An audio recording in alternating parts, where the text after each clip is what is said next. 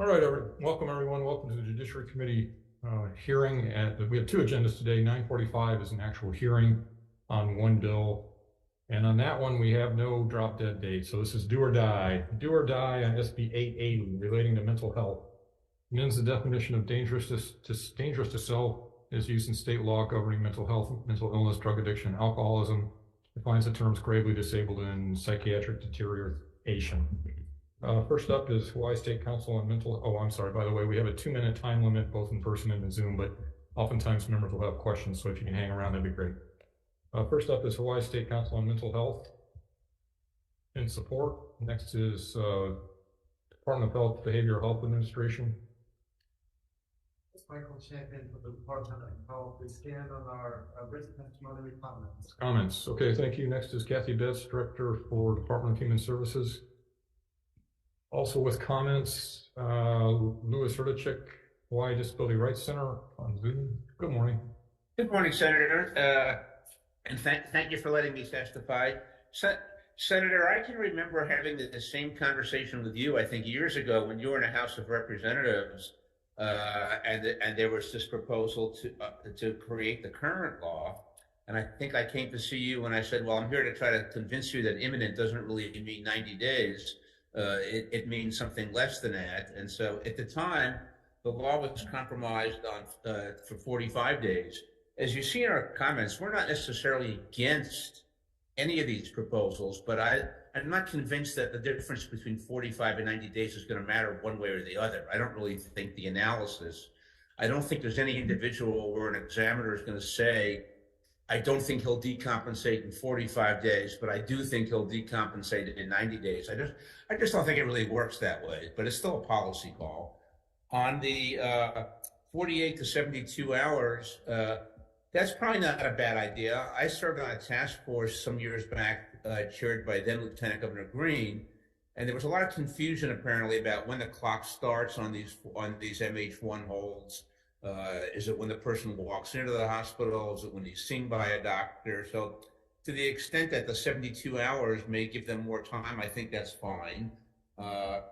Gravely disabled comes up almost every year. People think it's going to change anything, but to me, if you look at the current definition in our law, it's pretty much the same as gravely disabled. So all you're doing is deleting one section and adding a new section. I'm not really sure it's going to make that much of a difference. Again, it's a policy call. The only difference that I can see is this definition of psychiatric deterioration, which I think is so broad it could include almost anybody on a bad day. And so I would suggest if you want to go in that direction, perhaps there ought to be a way to tighten that up a little bit. So thank you for allowing me the chance to give you my comments, Senator. Thank you very much. Next we have Marilyn Yamamoto for Hawaii Coalition for Child Protective Reform. In opposition, next we have JC Mikulinich. I can never pronounce your name. That's okay, Chair. Aloha, Chair and Vice Chair of the Can you pronounce the point one more time? Your last name? Mike Yolanic. Mike Yolanic. Okay. Go ahead. Sorry. No problem. Thanks, Chair, Vice Chair, members of the committee. JC Mike Yolanic on behalf of Queens Health Systems. We'll stand on our written testimony, just noting some of our concerns, similar to those made by the previous testifier. And I also have our Vice President of Behavioral Health, Sandra Liggy-Brandon, who's on here as well to answer any questions that the committee may have. Mahalo. Okay, thank you. Next we have Marion Poirier, MARN in support, Tara Carlin in opposition, Ellen Godby Carson in support, Roxana Rosala in support, Stephen Haslam in support, Anthony Guerrero in comments, and Jamie Pirtle in opposition. That's everybody who signed up for SB 880. Does anyone else wish to testify on SB 880? Okay, come on up. Wait, go. Yep. First time at the rodeo. Yeah, well, no problem. Welcome. Hi, Carl. John Dutzman, we're pen pals. Yeah. Mm-hmm. My name is John Dutzman. I'm a Waikiki resident. I have deep sympathy for people with severe mental illness. I've experienced with my dad and other people I care about and love.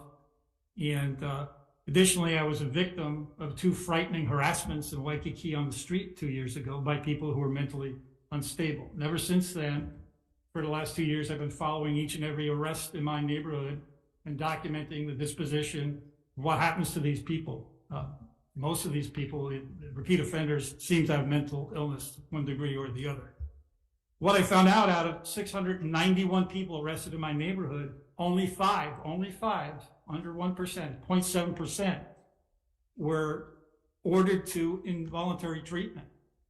So through the justice system in my neighborhood, less than 1% get the help they need. Then we have situations where this woman here, arrested over and over and over again, was found unfit for trial 8 times. 8 times found unfit for trial at various arrests and then spit back out into the street.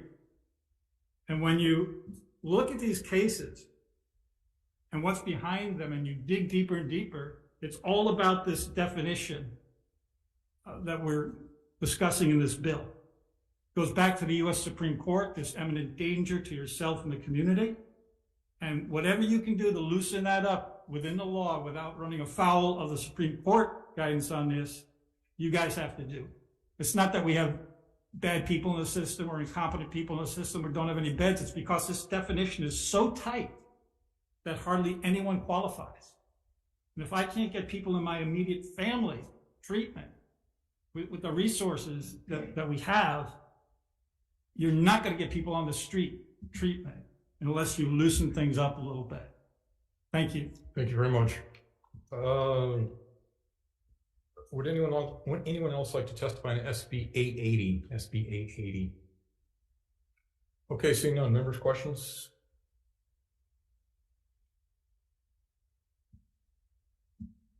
Okay, I don't have any either. It's okay with everyone. We'll just go straight to decision making on this one. There are a couple of concepts in this bill that I think we need to incorporate, but I don't think it justifies keeping the bill alive. So I'm gonna go ahead and defer it. But there are other mental health bills alive. I think the extension from 48 to 72 hours probably makes a lot of sense. The 45 to 90 days, I agree with Mr. Erdachik that that's a little murkier, but it might also be useful. But in any case, there are other mental health bills moving. I think we can incorporate those concepts there. So that's deferred. Okay, so that adjourns our 9:45, and if it's okay with Michael, we'll just go ahead and go straight into the 9:50 agenda. Now this one, we do have a drop dead fail-safe here, so if we can't get through it because of a catastrophic failure, we'll try again at 9:30 tomorrow, March 3, in this room 016, and a public notice will be posted on the website. But this is a decision-making only agenda, so hopefully we won't have to deal with that. Okay, let's see. Okay, first up on the 950 is SB 735 relating to the disposition of water rights, establishes that the public auction requirements for the disposition of water rights shall not be required for a lease of water for commercial kalo cultivation. It has a bad date on it.